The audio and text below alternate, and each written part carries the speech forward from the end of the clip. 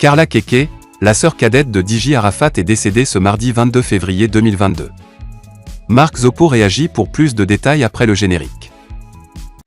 Avant de commencer, n'oubliez pas de vous abonner et d'activer la cloche de notification car cela va vous permettre de ne plus manquer à nos prochaines vidéos. C'est parti!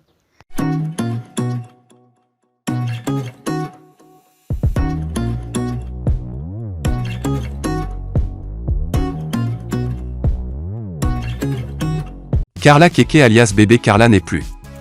La sœur cadette de Diji Arafat est décédée dans la nuit de ce mardi 22 février 2022 des suites d'une longue maladie. Loin d'être une rumeur, la terrible nouvelle a été confirmée par des sources proches de la famille. Cette mauvaise nouvelle est donc un choc pour Keke Kassiri, surtout pour l'Ogbo Valentine alias Tina Glamour qui avait perdu il y a 3 ans, son fils Diji Arafat. Faut-il le remarquer, Bébé Karla avait été tué à 3 reprises par la rumeur. La toute dernière date du jeudi 3 juin 2021. Le jeune blogueur Apuchu National et Makosso Camille, qui s'était empressé de faire des publications sur ce supposé décès à l'époque, n'avaient pas perdu de temps avant de les supprimer. Ils auraient reçu une mise en demeure chacun pour rompre la chaîne de propagation des mauvaises nouvelles sur la vie de la fille de Tina Glamour.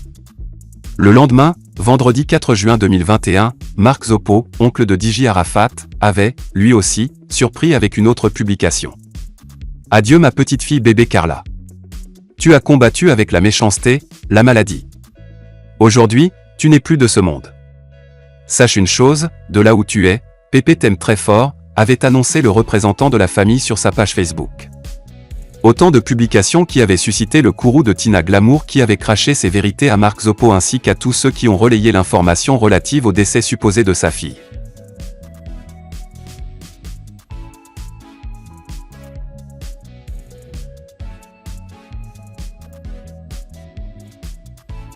Camille Makosso, la cherté de la vie ne me touche pas aussi, je ne suis pas pauvre. Camille Makosso, la cherté de la vie ne me touche pas aussi, je ne suis pas pauvre.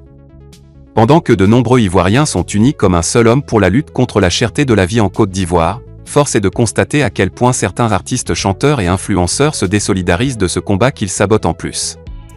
Après l'artiste du coupé-décalé, de Bordeaux-les-Quinfa qui a déclaré ouvertement et clairement qu'il ne prendra pas part à cette lutte contre la vie chère en Côte d'Ivoire, c'est au tour du général Camille Makosso qui semble avoir eu l'occasion tant attendue pour régler ses comptes avec les Ivoiriens. Cela est bien constaté à travers les dires du président de la Haute-Marmaille sur la cherté de la vie, dans un post publié sur sa page Meta officielle. Pour le général Camille Makosso, cette lutte contre la cherté de la vie en Côte d'Ivoire n'est pas la sienne étant donné qu'il n'est pas pauvre, n'a pas une vie de citoyen moyen, donc n'est pas touché par cette cherté de la vie comme d'autres personnes. Général Makosso, affaire de cherté de la vie, tu dis quoi, aurait-il été questionné. Ainsi répond le marmailleur en ces termes. Anne Ivoirien veut maintenant que Makosso ouvre un dossier? Actuellement c'est côté Atangana qui est activé. Attends, de toi à moi, est-ce que la cherté de la vie me touche aussi?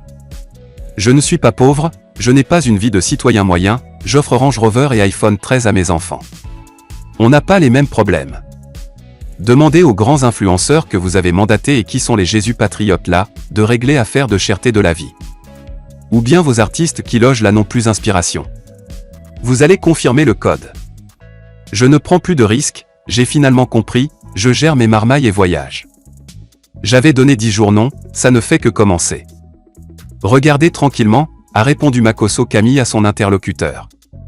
Ces propos du président de la Marmaille montrent clairement qu'il se désabonne de cette lutte contre la vie chère en Côte d'Ivoire, à cause de la récente guéguerre qu'il a eue avec les Ivoiriens autour de la CAN 2021 au Cameroun.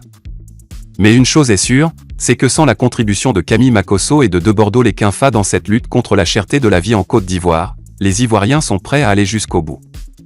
Ainsi pour d'aucuns, ce que devraient comprendre ces personnes qui se désolidarisent de cette lutte, est que si les choses s'arrangent, elles ne seront pas profitables à un seul Ivoirien, mais à tout le monde. Tout compte fait, chacun est libre d'y participer ou pas. Mais comme on le dit souvent, c'est ensemble que nous sommes plus forts.